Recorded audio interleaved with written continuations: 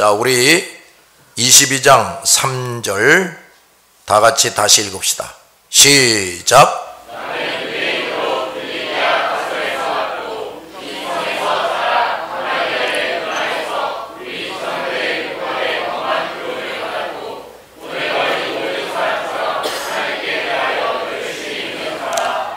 율법의 엄한 교훈을 받았고를 더 잘 번역하면 율법대로 엄한 교육을 받았다 입니다.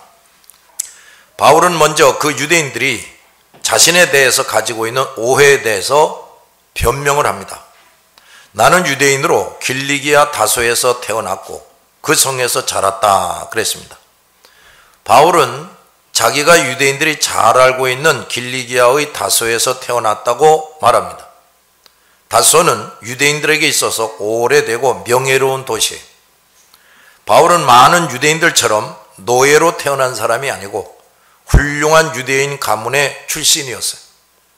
바울이 이런 설명을 한 것은 자기를 자랑하려고 하는 것이 아니라 그 유대인들이 바울을 노예의 자식처럼 여기고 대하려 했기 때문이에요. 바울은 이스라엘에 속했고 아브라함의 자손이고 히브리인 중에 히브리인이고 출신이 불분명하거나 다른 민족인데 유대교로 개종한 사람이 아니라는 것을 밝히고 있어요. 유대인 중에 유대인이란 말이죠. 바울은 또 나는 가말리엘의 문화에서 우리 조상들의 율법대로 엄한 교육을 받았다 했습니다. 가말리엘이라는 사람은 그 당시 유대 사회뿐 아니라 다른 나라 사람들에게도 유명한 대학자였어요. 그런데 바울이 바로 그의 제자였다고 말하는 겁니다. 당시 유대 사회에서는 대학자가 드물었어요. 그런데 이 가말리엘이라고 하는 대학자의 제자가 된다는 것은 그 선생이 제자로 삼을 만하다고 여기는 사람만이 가능한 겁니다. 그러니까 이 바울이 그 당시는 사울이죠. 이 가말리엘의 제자가 됐다는 것은 바울은 중근동 일대에서 누구보다도 모든 면에서 뛰어나고 인정받는 인재였다는 것을 보여주는 겁니다. 그는 유대인 중에 유대인이고 명문 출신이고 훌륭한 학자였어요. 바울은 아주 명석한 유대교 신봉자였고 최고의 율법학자 가말리엘에게서 엄하게 교육을 받아서 누구보다도 율법을 잘 알고 잘 지키고 유능하게 가르치는 사람이었단 말이에요. 뿐만 아니라 자신이 지금 너희 모든 사람들에게 대하여 하나님께 대하여 열심히 있는 자다 그랬어요. 바울은 그가 예수를 믿기 이전에 율법을 정확하게 알고 있다고 확신하고 있었어요. 그는 율법과 전통과 유대교의 권위를 존중하고 율법을 스스로 엄격하게 지킬 뿐 아니라 다른 사람들에게 그것을 전하는 일에 열심인 사람이었어요. 사두개인들처럼 율법 중에 어떤 것은 부정하고 안 받아들이지도 않았고 그 후손들에게 전해줄 장로들의 유전과 조상들의 유언까지 열심히 지켰어요. 그만큼 바울은 유대교를 잘 이해하고 있고 그 타당성을 가장 분명하게 전할 수 있는 사람이었어요. 그래서 그는 대제사장과 장로들에게 신임받는 유대교인이었단 말이에요.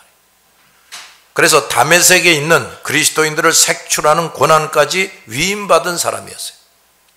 바울은 이 모든 열정이 여호와 하나님께 대한 열정이라고 스스로 믿고 있었습니다. 자기가 왜 이렇게 열정적으로 이렇게 율법을 지키고 예수 믿는 자들을 색출해서 죽이려고 했느냐? 여호와 하나님을 누구보다도 뜨겁게 사랑했기 때문이다 이 말이죠. 그런데 바울은 자신이 이제는 유대교와 율법이 아니라 예수 그리스도를 통해 여호와 하나님께 열정이 있는 사람임을 저들에게 말하기 시작하는 겁니다. 예수 그리스도를 통해서 이제는 여호와를 섬기는 사람이다. 바울은 예수 그리스도, 즉 유대인들이 그토록 기다리던 메시아가 이 세상에 오셨으니 메시아를 기다리느라고 지켰던 율법은 더 이상 지키지 않아도 된다는 것을 깨우치려고 한 겁니다. 율법을 통해 여호와 하나님을 열심히 섬겨왔던 것처럼 이제는 율법을 완성시키신 예수 그리스도를 믿어야 한다는 것, 그리고 제사의식과 할례를 더 이상 지키지 않아도 예수 그리스도를 믿는 것이 바로 과거처럼 여호와 하나님을 진정으로 섬기는 것이다. 이것을 깨우쳐 주고 있는 거예요. 바울은 자신이 먼저 그런 사람이고 결코 유대교나 율법을 무조건 부정하고 부인하는 것이 아니라는 것을 말하고 있습니다. 4절을 봅시다. 4절 5절 시작.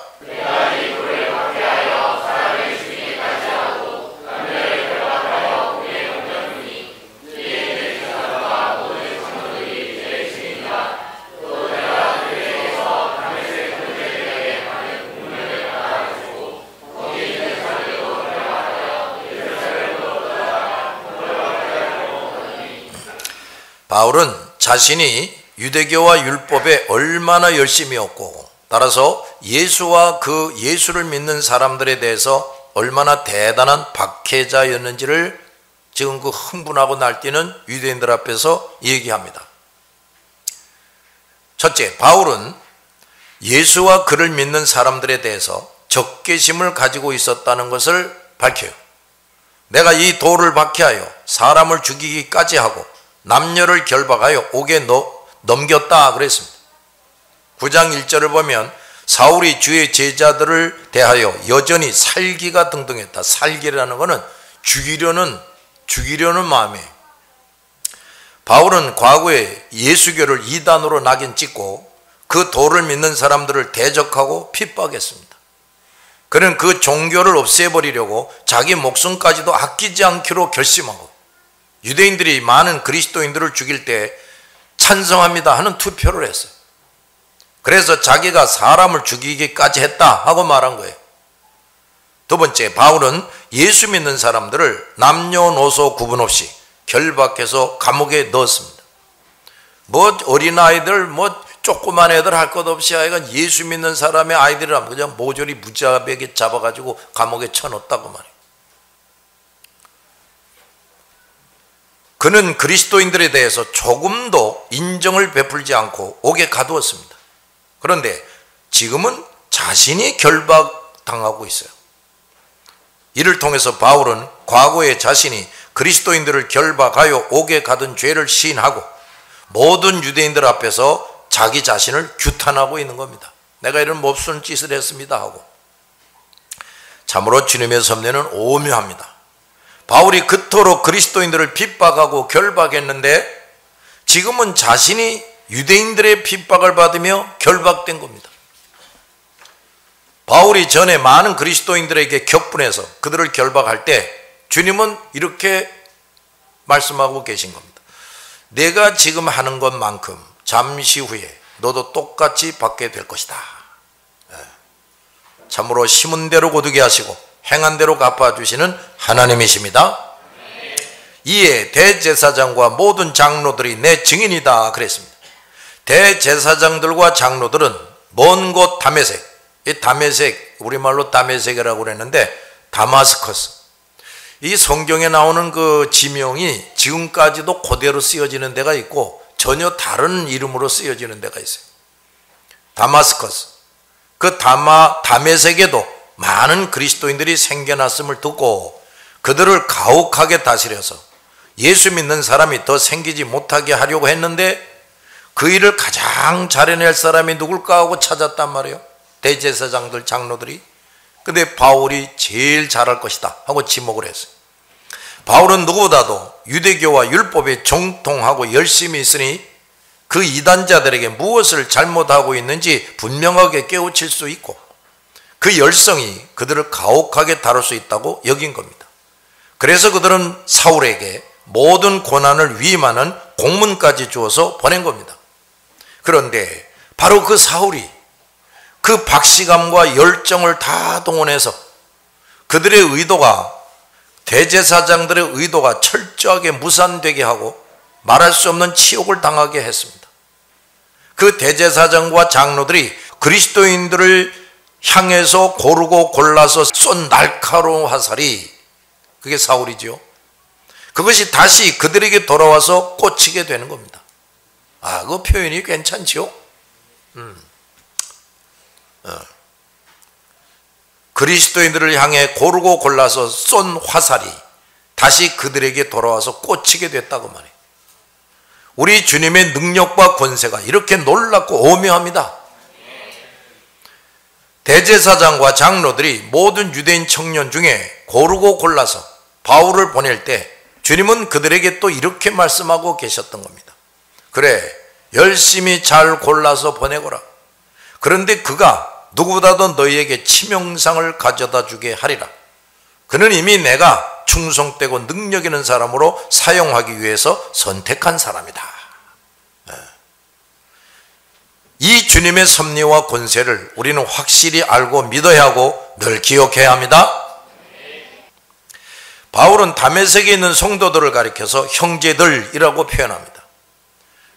그들도 예루살렘에 있는 유대인들과 한 핏줄이고 유대교와 율법을 신봉하는 자들이었기 때문에 다메섹에도 유대인들이 많이 살고 있었어요. 그런데 그들 중에 예수를 믿는 사람들이 점점 많아졌으므로 그 변절자들을 바울이 체포하는 일에 그들이 협조하게끔 하는 겁니다. 그래서 대제사장들과 장로들이 그렇게 하라는 공문을 바울의 손에 주어서 그들에게 전달하게 한 겁니다. 바울은 예루살렘에서 먼 다메섹까지 가서 그리스도인들을 색출하여 처벌하려고 했습니다. 그러니 더 가까운 곳은 말할 것도 없었을 것입니다. 그러므로 예수께서 다메섹 도상에서 바울을 막지 않으셨다면 더 많은 그리스도인들이 바울로 인해서 체포되고 복음 전파 사업이 큰 지장을 받게 됐을 겁니다. 바울은 자기 앞에 있는 유대인들에게 이렇게 말하고자 한 겁니다. 나는 너희들이 유대교와 율법에 대해 열심히 있다는 것을 잘 안다. 나만큼 예수와 그를 믿는 사람들을 박해하여 예수와 그를 믿는 사람들을 박해하여 하나님의 거룩한 뜻을 거역한 자는 없었다. 제발 과거의 나처럼 하지 말기를 바란다. 지금의 너희 행위가 얼마나 하나님을 거역하고 있는지를 깨닫고 회개하기를 바란다. 여기서 우리 주님은 의인을 부르러 오신 것이 아니라 죄인을 불러서 회개시키기 위해 오신 분임을 우리는 분명히 알게 됩니다. 바울은 디모데전서 1장 15절 16절에서 말하기를 미쁘다 모든 사람이 받을 만한 이 말이요 그리스도 예수께서 죄인을 구원하시려고 세상에 임하셨다 하였도다. 죄인 중에 내가 괴순이라. 그러나 내가 국률을 입은 까닭은 예수 그리스도께서 내게 먼저 일체 오래 참으심을 보이사 후에 주를 믿어 영생 얻는 자들에게 본이 되게 하려 하심이라. 바울은 이 말씀이 바로 자기와 같은 사람에 대해서 하신 말씀임을 뼈저리게 되새기면서 말하는 겁니다. 그리고 그 흥분한 유대인들도 어서 회개하고 예수 그리스도를 받아들이라고 외치는 겁니다. 그토록 예수와 그리스도인들을 극심하게 핍박했던 바울이 회개하고 예수께로 돌아온 사실은 그리스도의 복음이 지극히 선하고 참되다는 것을 확증하는 겁니다. 아멘. 그것은 자신의 깨달음이나 예수에 대한 동정심이 아니에요. 예수 그리스도를 직접 만났단 말이에요. 그 복음이 진리요 사실임이 그 앞에 확실하게 드러남으로써 되는 겁니다. 그는 모든 것을 만드시고 다스리시는 예수의 현현, 이 땅에 나타나신 것, 그리고 권능에 완전히 정복을 당했습니다. 그의 지독한 반항심이 완전히 녹아버릴 정도로 그는 예수께서 부활하여 자기 앞에 나타나고 말씀하신 사건이 절대적인 사실임에 완전히 사로잡혔단 말이에요. 여기서 우리는 예수를 극심하게 핍박하던 사울이 예수를 믿게 된 것에 대해서 좀 더 알아야 할 것이 있어요. 사울이 예수 그리스도를 확실하게 믿고 그 복음을 유대인들을 비롯하여 각 나라 민족에게 전파하는 사람이 된 것은 유대교와 율법에 대해서 조금이라도 의심을 가졌거나 회의를 느껴서 마음이 변한 게 아니란 말이에요. 어떤 색다른 가르침을 받아서 그 유대교를 바꾼 것도 아니에요. 다른 종교로 바꾼 게 아니란 말이에요. 바울은 옛것을 사랑하고 귀하게 여겼습니다. 또 바울이 그 유대교 안에서 자기가 출세할 가망이 안 보였기 때문에 다른 생각을 한 것이 아닙니다. 그는 당시 누구보다도 유대 사회에서 신임을 받고 있었고 한참 출세 가도를 걷고 있었기에 유대교와 율법을 저버릴 이유가 없었어요. 사울은 또 예수를 믿기 전에 사도들이나 다른 그리스도인들을 만나고 대화한 적도 없습니다. 사울의 갑작스러운 회심은 예수와 그리스도인들에 대해서 극도로 적개심을 품고 그들을 먼 곳 다메섹까지 가서 체포하는 일을 한참 하고 있을 때 벌어졌어요. 그가 결코 그리스도인들을 박해하던 일이 실증났거나 악감정이 식어지고 있었기 때문이 아니란 말이에요. 그래서 갑자기 예수쟁이로 돌변한 게 아니라고 말이에요. 그것은 전적으로 예수 그리스도께서 하신 일이었습니다. 모든 믿는 사람에게는 하나님의 능력이 임하여 믿게 되는 것인데 바울의 경우는 특히 아주 신비하고 특별한 능력으로 체험하게 되는 거예요.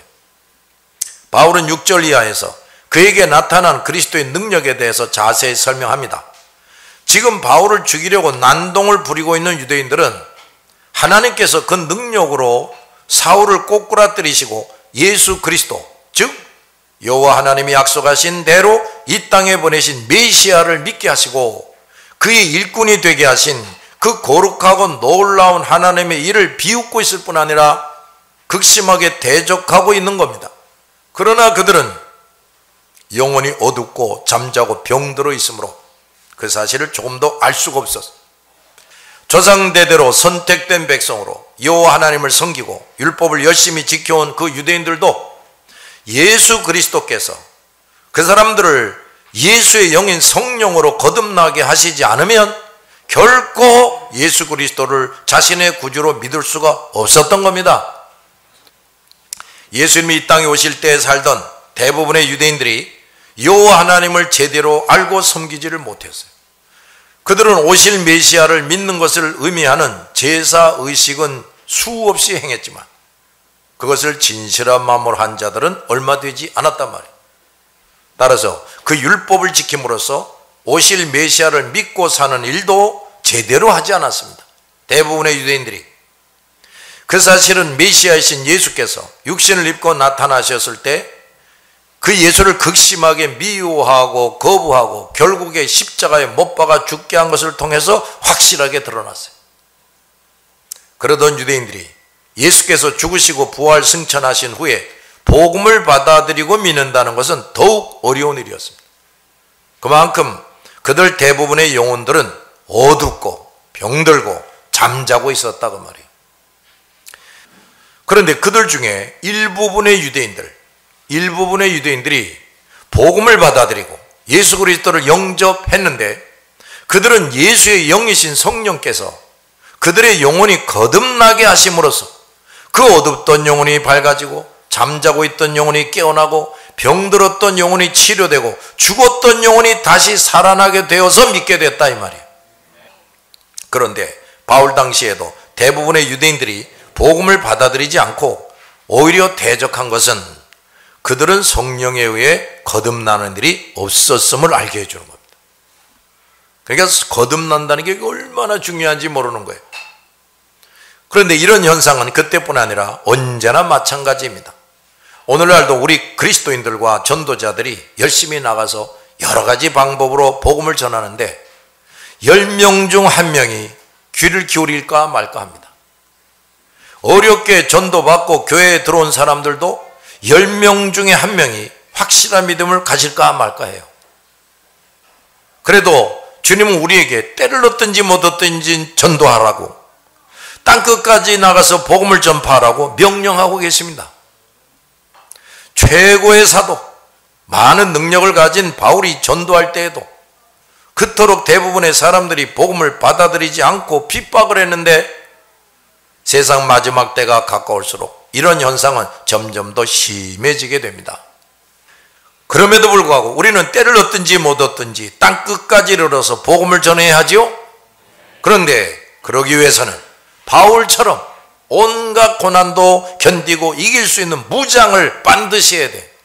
이 무장이 안 된 사람들이 돼가지고 전도하러 나갈 때 오히려 상처 입고 나가 자빠지게 돼. 자기도 믿음 잃어버리고. 주의 손이 함께하는 사람, 항상 성령의 세심한 지시와 인도를 받는 사람, 말씀과 믿음과 성령이 충만한 사람이 돼야 하는 겁니다. 이거 안 되는 사람은 얼마 하다가 이제 없어지게 되는 거예요.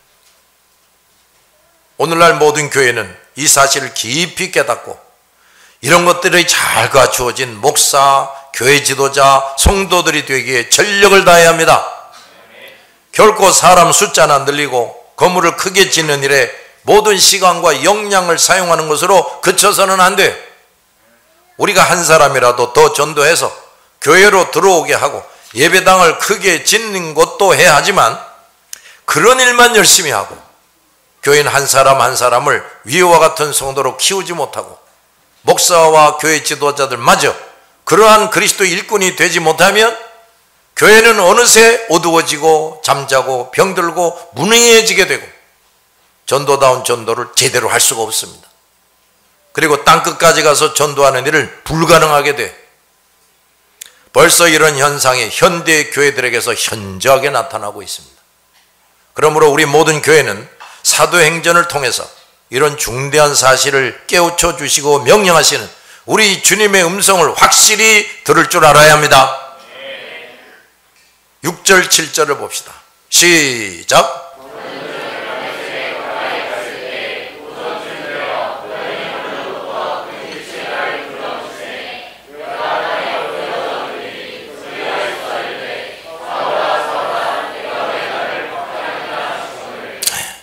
가는 중 다메섹에 가까이 갔다 그랬습니다. 거반 다메섹에 이제 도착하게 됐단 말이에요. 사울은 오직 다메섹에 있는 그리스도인들을 제대로 박해할 국리를 열심히 하면서 그 먼 여행을 고달픔을 참아가면서 하고 있었어요. 그는 그때까지도 그리스도인들에 대해 조금도 연민을 느끼고 있지 않고 있었어요. 오히려 고생할수록 아이 그 예수쟁이 놈들 때문에 내가 이 고생하는구나 이를 부두둑 갈았을 겁니다. 다메섹에 가까이 갔을 때에 따라합시다. 5정쯤 돼요. 정오 난 12시 난 12시쯤 돼요. 호련히 하늘로부터 큰 빛이 나를 둘러 비쳤다 그랬어요. 자, 잘 들어야 됩니다. 큰 빛을 잘 번역하면 밝은 빛이에요. 사울이 예수 그리스도를 만나는 일은 어떤 것이었는가? 첫째, 하늘로부터 밝은 빛이 그를 비춘 것입니다. 난 12시에. 그러니까 태양보다도 더 강렬한 빛이 바울을 비췄다 이 말이에요. 유대인들은 하나님은 빛이시고 천사들은 빛의 천사들이라고 믿고 있었어요. 그리고 대낮에 태양광선을 능가하는 강렬한 빛이야말로 하나님으로부터 비춰오는 것이다 하고 믿고 있었어요. 예수님은 바로 그런 일을 대낮에 사울에게 나타내심으로써 사울에게 비친 빛이 하나님께로부터 온 빛임을 분명히 알게 하신 겁니다. 우리 주님은 자신을 부인하고 십자가에 죽였던 무지몽매한 유대인들에게 자신이 바로 하나님이심을 지금 바울의 입을 통해서 말씀하시는 겁니다. 두 번째, 하늘로부터 들려온 음성이 있었다. 내가 땅에 엎드러져 들으니 소리가 있었다 그래서 사울이야말로 그 어떤 유대인들보다도 예수를 혐오했고 예수 믿는 사람들에 대해 악한 생각을 가득히 품고 있었어요. 놀라운 것은 그런 악한 자의 이름 사울, 그 악한 자의 이름 사울을 하나님께서 음성으로 불러주신 사실입니다. 그런데 그 음성은 그와 함께 가던 사람들은 듣지 못하고 오직 이 사울만 들었어요. 나와 함께 있는 사람들이 빛은 보면서도 나에게 말씀하시는 이의 소리는 듣지 못하더라 그랬습니다. 주님은 당시 주님을 가장 악하게 대했던 사울을 다른 모든 악인들 중에서 유일하고 특별하게 선별하셨고 그것을 사울에게 특별한 방법으로 알게 하신 겁니다. 사울은 이때에도 주님께 특별한 은혜와 사랑을 입고 있었던 것입니다. 그렇게 이를 가면서 예수쟁이를 잡아 죽이려고 했던 그럴 때에도 주님은 바울을 특별한 은혜와 사랑으로 베풀고 계셨다 이 말이에요. 얼마나 신비롭고 놀라운 일입니까? 우리 모든 그리스도인들도 이러한 은혜와 사랑을 이 땅에 태어나기 전부터 받은 사람들이에요. 주님은 창세 전에 우리를 아시고 선택해 주셨습니다. 그리고 이 땅에 태어날 때부터 예수 그리스도를 믿는 순간까지도 선택받지 못한 수많은 사람들과 달리 특별한 사랑과 관심을 기울이며 우리를 부르고 계셨어요. 우리가 예수님을 믿기 전에 많은 죄를 짓고 예수님과 교회를 싫어하고 대적했을 때도 예수님은 여전히 우리를 귀중히 여겨주시고 특별한 은혜를 내려주셨어요. 예수 안 믿고 못되게 굴 때에도. 그리고 예수님이 정하신 때 나를 거듭나게 하시고 예수 그리스도를 구주로 확실히 영접하게 하신 겁니다. 이것도 우리 노력으로는 절대 안 돼요. 하나님이 능력으로 도와주셔야지. 그리고 우리가 예수 그리스도를 믿은 이후에는 그 이전과 또 다른 은혜를 끊임없이 베풀어 주시는 겁니다. 만약 그 특별한 은혜와 사랑으로 나를 돌봐주시지 않으셨다면 우리는 또다시 믿음을 잃어버리고 멸망의 자리로 떨어져 버렸을 겁니다. 우리가 믿음을 계속 소유하고 있고 성령님에 의해서 날마다 치료되고 변화되고 거룩해져서 예수님을 닮아가고 있다는 것은 이 특별하고도 놀라운 예수님의 은혜와 사랑을 내가 계속 받아 누리고 있다는 사실을 증명하는 겁니다. 그러므로 우리 그리스도인들은 다 같이 항상 기뻐하고 범사에 감사해야 한다. 왜 그래야 되는지 알았습니까? 우리 그리스도인들은 현실적으로 무엇이 부족하고 아직 나를 치료하고 성숙시키기 위해서 하나님이 여러 가지 시련을 주시는데 그럴지라도 하나님께 특별한 은혜와 사랑을 흠뻑 받으면서 천국으로 가고 있음을 기억해야 돼요. 그저 하나님께 감사하고 찬송하고 영광을 돌려드려야 합니다. 그리고 불신자 우상 숭배자들이 누릴 수 없는 다 같이 신령한 기쁨과 신령한 즐거움, 이걸 우리는 마음껏 누리며 살아야 돼. 비록 물질, 학벌, 인물 그 무엇도 내세울 것이 없어도 나는 위와 같은 신령한 기쁨을 누리는 사람임을 얼마든지 다른 사람들에게 보여줘야 돼요. 그래서 우리는 날마다 성도들과 함께 예배드리는 것을 즐거워하고 각자 언제 어디서든지 하나님을 예배하는 삶을 살아야 돼요. 그저 감사하고 찬송하는 삶을 살아야 된다고 말해요. 그것이 바로 우리가 이 험악한 세상에서도 천국에서의 삶을 실제로 누리며 사는 겁니다. 우리는 속히 이러한 삶을 사는 성도가 되어야 합니다. 우리가 그렇게 살아간다면 왜 불신자 우상 숭배자들에게 예수 그리스도를 전하는 것을 꺼리고 부끄러워하겠습니까? 에? 만약 내가 예수 전하는 것을 꺼려하고 부끄러워하고 있다면 나는 아직 그리스도인으로서 마땅히 누려야 할 신령한 삶을 살지 못하고 있다는 얘기예요. 나와 내 신앙생활은 어딘가 크게 고장난 것이라고 말해요. 이것부터 수리를 해야 돼요.